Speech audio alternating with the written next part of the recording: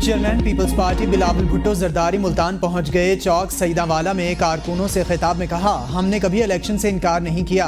Election 90 दिन में हो या 120 दिन में, हम हर वक्त तैयार हैं। पीटीआई हुकूमत को आईनी तरीके से घर भेजा।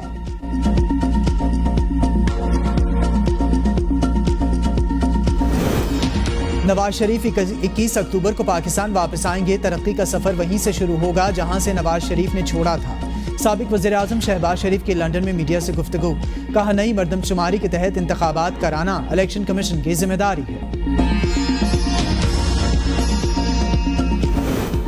मजहब के नाम पर इंतशार फैलाना नाकाबिले बर्दाश्त। ऐसे अफराद के खिलाफ सख्त कार्रवाई की जाएगी। वज़ीर-ए-आज़म अनवारुल हक काकड़ का गिलगित बल्तिस्तान काबीना के इजलास से खिताब। कहा, पाकिस्तान के शहरियों की हिफाजत रियासत की जिम्मेदारी है।